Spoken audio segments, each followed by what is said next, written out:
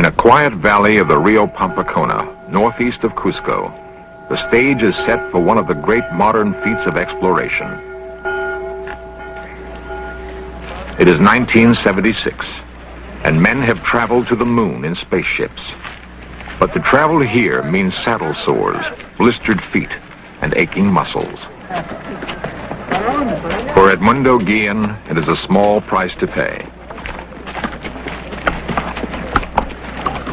Together with 10 colleagues from Peru and Poland, he is setting out on a great adventure.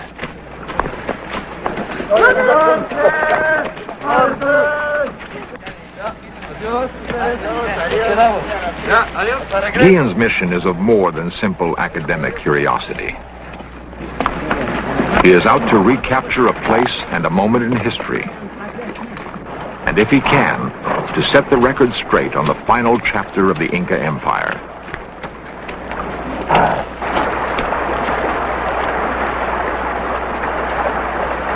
The popular belief is that Pizarro's murder of the Inca king Atahualpa brought the old empire instantly to its knees. Guillen thinks that murder was just the beginning of the end for the Inca.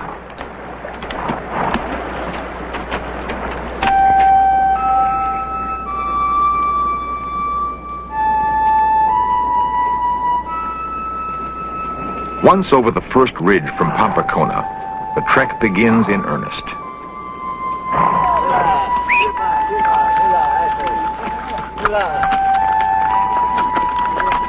Hiram Bingham saw this country before Edmundo Guillen was born.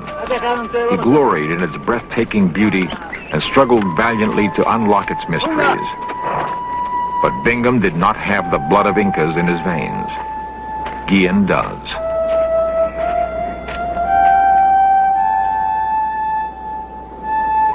It is the culmination of years of research and planning, and of some extraordinary luck.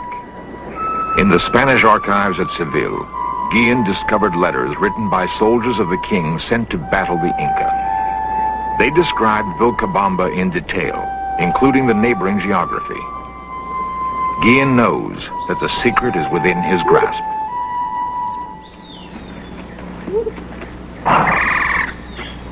One Spanish soldier wrote, "When I entered Vilcabamba, the city was desolate. The palace of the Inca burned. The food storages sacked." The letter was dated June 24th, 1572. Guillen vows he will re-enter Vilcabamba on the same day of the same month.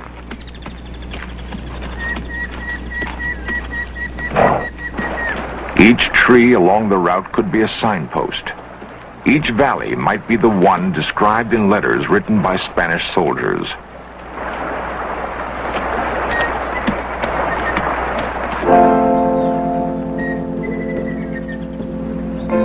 The painstaking research is paying off for Guillen and his band. There are minor discoveries to be made almost every day of the long trek. Tantalizing portents of what may lie beyond the next stream, over the next ridge.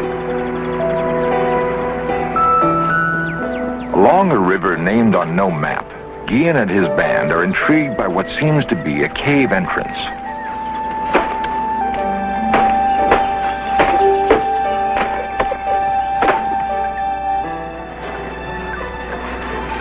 A crypt is discovered, its entrance long hidden by tons of debris. Guillen believes it may be the grave of an important person, perhaps a member of Inca royalty. It is clear from the discovery of the crypt that the end of Guillen's quest cannot be far away. He will return another day to excavate the site.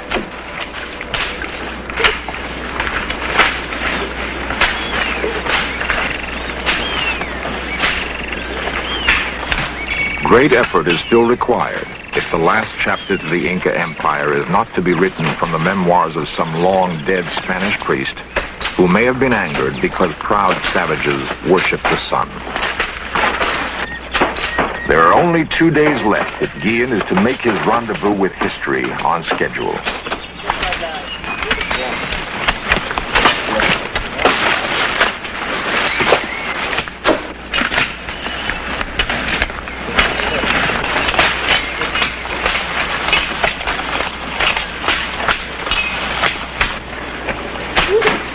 It is here, just as Guillen knew it would be. Vilcabamba at last. For everyone involved, it is the culmination of a great dream.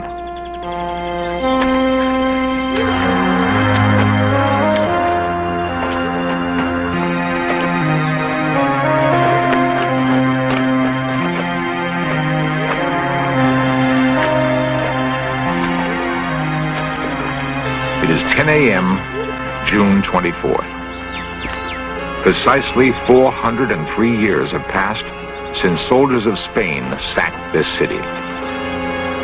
Edmundo Guillen has kept the promise he made to himself. Vilcabamba is retaken. It is all here. The superb Inca masonry combined with a light and airy style of building open to the sky. It all started in the valley called Cusco. For a century, kings called Inca ruled from a city that was the marvel of pre-European civilization in the Americas. And there were the great fortresses like Sacsayhuaman. The long retreat of the Inca began with the coming of the Spaniards. But the glory was real. Even as they fought the Spaniards for control of their lush valleys, the Inca had time to build magnificent mountain retreats like Machu Picchu